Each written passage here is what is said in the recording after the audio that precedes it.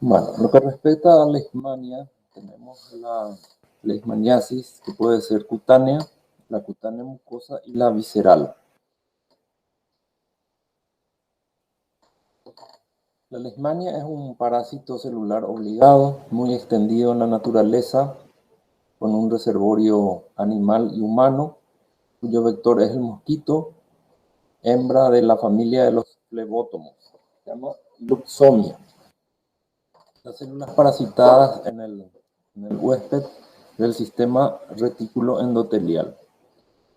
Cuando un mosquito adquiere eh, sangre de un animal parasitado, ingiere a mastigotes que se multiplican en su tubo digestivo y se transforman en promastigotes, que son flagelados, que son inyectados en el huésped mediante la picadura.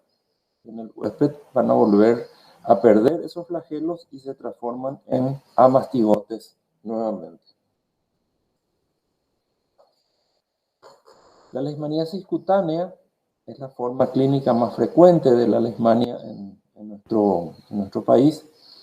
Forma parte de un grupo de enfermedades zoonóticas producidas por un protozoario flagelado del género Leishmania, transmitida al hombre por la picadura del mosquito del género Luxomia.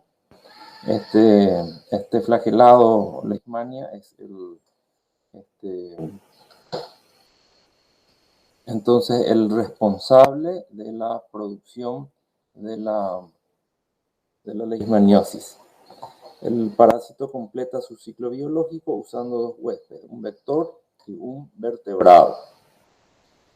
El vector, en este caso, el mosquito, y un vertebrado que puede ser un animal, un mamífero salvaje o el perro, ¿verdad?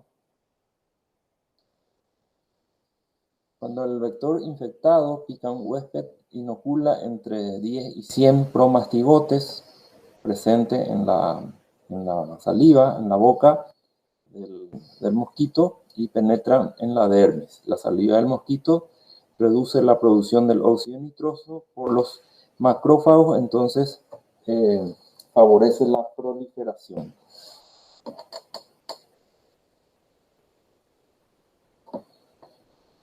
Tras un periodo de incubación que en promedio oscila entre 2 semanas a meses, se manifiesta en la piel como una lesión papuloeritematosa, generalmente indurada, pruriginosa, que aumenta lentamente de tamaño y después de varios días se ulcera o forma una placa. Estos se localizan más frecuentemente en las partes expuestas del cuerpo, en las extremidades, cerca de los tobillos, ¿verdad? En la parte distal de la pierna, y también en la cara, ¿verdad? Evolucionan crónicamente y pueden aumentar en extensión y profundidad, diseminarse a distancia, o lo más común es que involucionen espontáneamente. Pero esto no quiere decir que se haya curado, ¿verdad? Desaparece la úlcera, se cicatriza esa úlcera en la pierna y posteriormente entonces aparecen en otras partes, sobre todo en la región nasal. Los síntomas entonces aparecen dificultad para respirar, porque empieza a tener una infección en las fosas nasales, en la nariz. Eso aumenta de tamaño considerablemente, dificulta la respiración. Entonces también llagas en la piel que pueden volverse úlceras, que sanan muy lentamente, congestión nasal, rinorrea, puede haber hemorragia, dificultad para deglutir, esto se va extendiendo hacia adentro, úlceras de desgaste y erosión en la boca, la lengua, las encías, los labios, la nariz y el tabique nasal.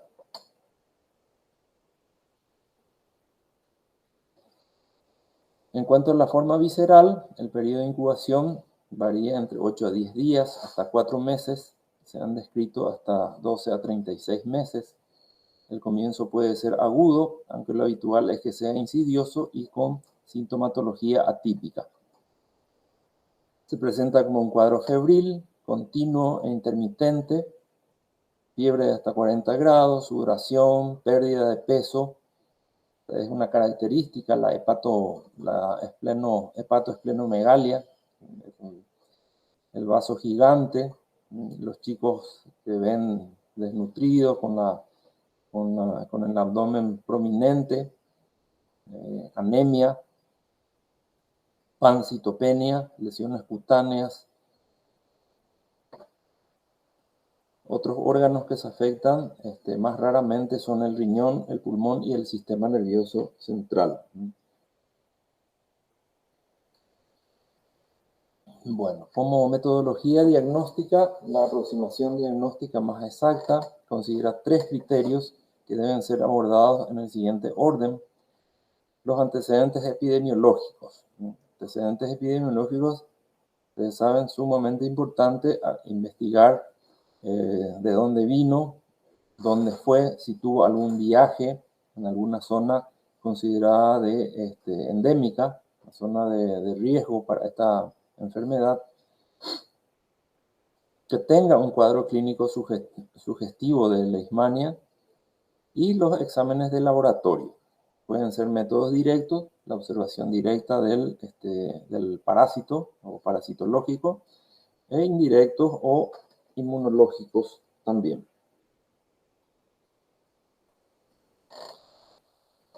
Se puede hacer biopsia y cultivo del vaso, la biopsia y cultivo de médula ósea.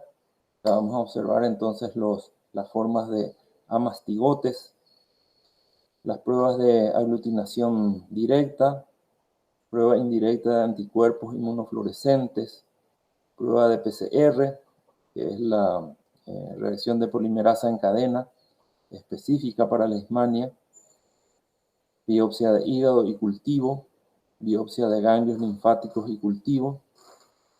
La prueba cutánea de Montenegro es simplemente para medir la respuesta celular y la presencia de infección, ¿verdad? Podemos ver entonces a través también de una biopsia de piel y cultivo. En el diagnóstico parasitológico hay 2 formas alternativas. La primera es demostrar que el paciente está albergando la leishmania mediante la visualización en el PROTI o en la histopatología de los amastigotes en los tejidos infectados.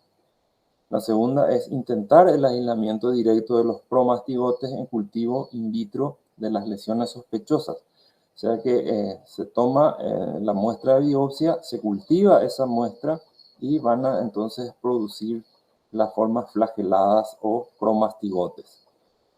Otro método es la inoculación en animales de laboratorio, a partir de lo que se puede aislar y caracterizar a la leishmania a través de la PCR. Anticuerpos monoclonales y electroforesis de isoenzimas.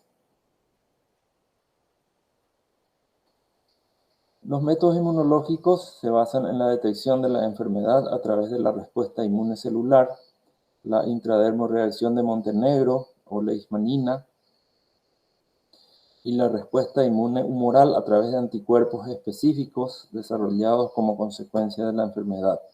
Por ejemplo, ELISA, inmunofluorescencia indirecta. El diagnóstico diferencial debemos incluir las residencias anteriores, así como descartar otras causas de úlceras, tales como infecciones de piel por bacterias piógenas, úlceras por varices, lepra lepromatosa, tuberculosis, sífilis secundaria o terciaria, ¿se acuerdan de gomas sifilíticos? Sarcoidosis, carcinomas de piel, etc. En las formas mucocutáneas, descartar infecciones mucosas por paracoccidiomicosis, histoplasmosis, tuberculosis nasal, granuloma letal de la línea media, lepra y neoplasias. Esta es la característica Suponiendo que tengan un paciente con una evolución de una úlcera de meses atrás, va a recordar y van a observar en la región del tobillo, revisarle las lesiones cicatrizales de algún tipo de úlcera. Entonces, con esta cara, ¿verdad? Esta es una característica entonces del crecimiento nasal, se llama la fascia de tapir o nariz de tapir. Entonces empieza ahí a crecer los tejidos por la presencia de los microorganismos. Destrucción nasal, destrucción de la boca, esto puede estar más profundo, también entrar a la nasofaringe, horadando todos los tejidos.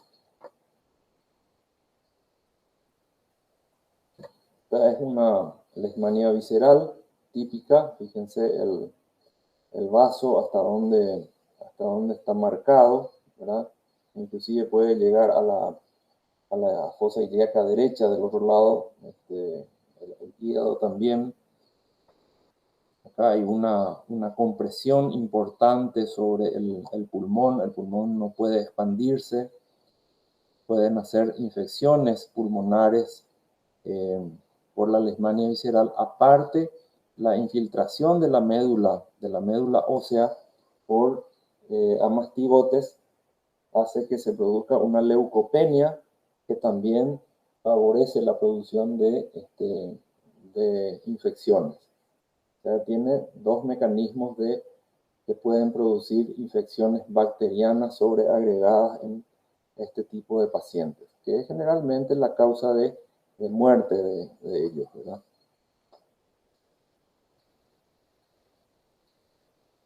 Para notar simplemente ahí las formas flagelares, son los promastigotes, una leucemia.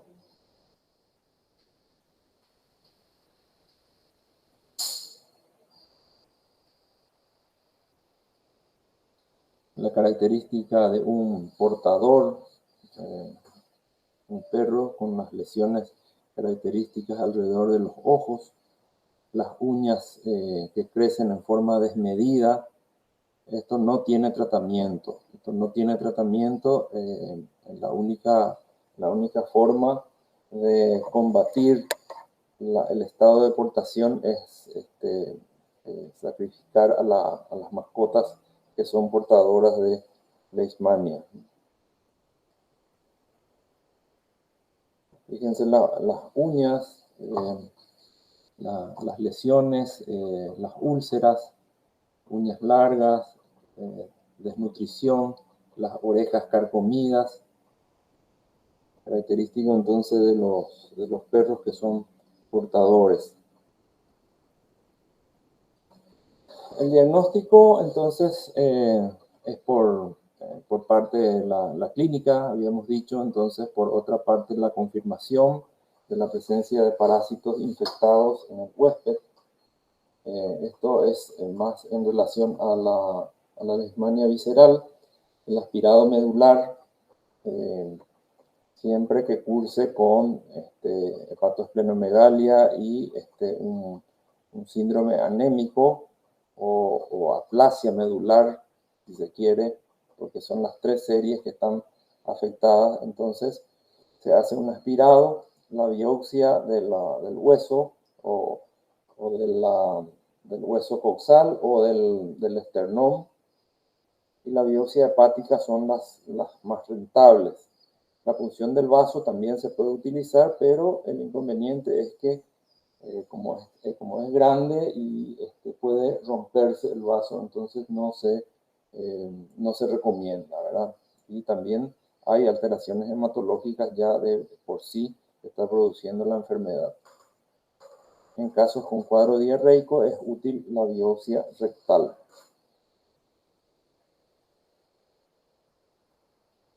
Los datos analíticos, tenemos anemia, pancitopenia, hipergamaglobulinemia, reafirman la sospecha de la enfermedad. Y recientemente el título de anticuerpos anti-leishmania para el diagnóstico del RK39. Es una prueba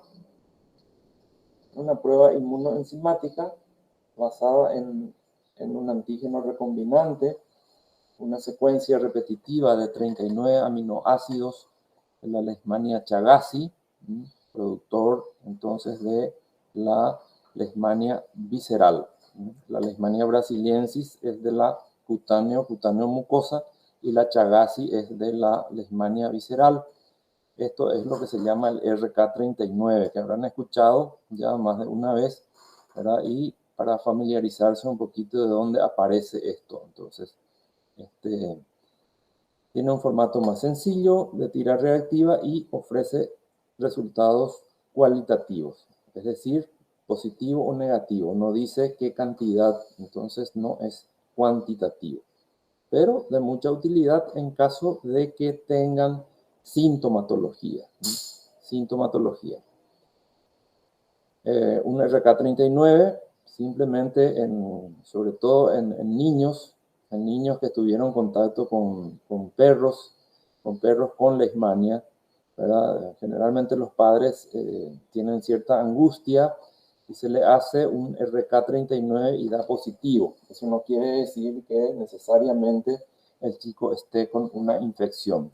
Simplemente puede deberse a un contacto que tuvo y es un anticuerpo, ¿verdad? No significa precisamente que esté infectado, a no ser que después desarrolle los síntomas que ya revisamos, ¿verdad? Entonces, tranquilizarle un poco a los padres en relación a eso, ¿verdad? Los métodos empleados son también la inmunofluorescencia, ELISA, aglutinación directa. Los títulos son elevados en pacientes inmunocompetentes. Y puede haber reacciones cruzadas con lepra, enfermedad de Chagas, etc.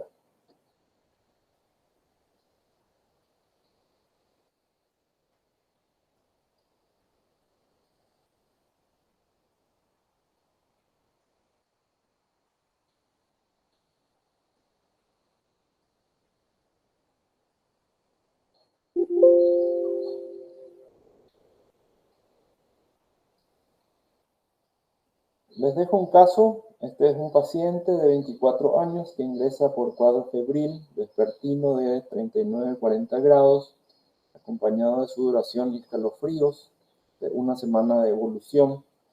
Refiere dolor abdominal y diarrea sin elementos patológicos, así como tos seca y cefalea. Antecedentes personales: no adicto a drogas, contactos sexuales frecuentes, heterosexual, fumador de 10 cigarrillos al día, no bebe, sin alergias conocidas. Había viajado recientemente al norte de España, donde hay esta enfermedad, donde hay endemia. No ha recibido transfusiones ni historia de contacto con animales. A la exploración: es un paciente bien nutrido, hidratado, orientado, colaborador, sudoroso y taquicárdico. La exploración del tórax era normal. Había una hepatomegalia dolorosa y una esplenomegalia a 6 centímetros del reborde costal. No ascitis y el resto de la exploración era normal.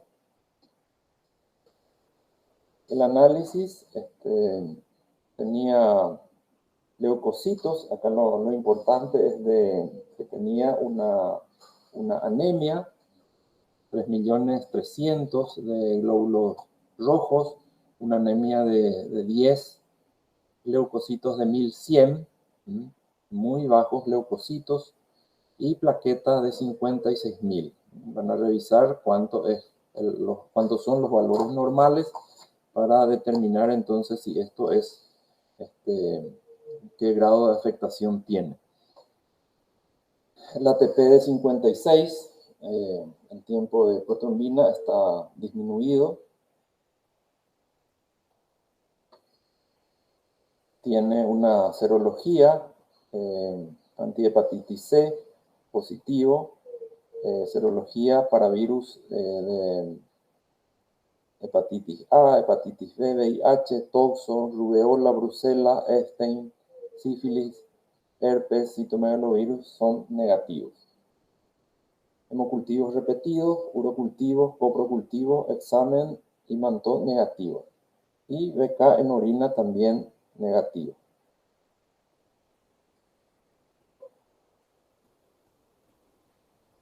La radiografía de tórax normal, abdomen, silueta del vaso estaba aumentada de tamaño, con la eco abdominal, lesiones hepatoesplenomegalia, con anormalidad del resto de la estructura. La tomografía de abdomen constata una hepatomegalia, gran esplenomegalia, no hay ascitis, ecocardiograma, situación hiperdinámica y un mínimo derrame pericárdico. El medulograma era normal. Biopsia hepática transyugular compatible con leishmania. Biopsia de médula ósea del hueso coxal confirma presencia de amastigotes. Leishmania. Serología leishmania es positiva en la IFI y ELISA también a título alto. Bueno, entonces ese es el caso que les quería dejar.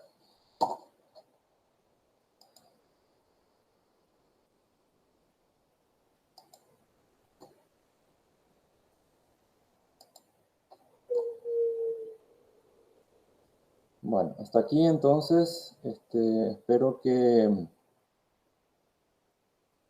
intensifiquen un poco más con libros de texto. Si hay alguna duda, saben dónde encontrarnos. Siempre estamos en la cátedra, así que a leer para el examen que se acerca.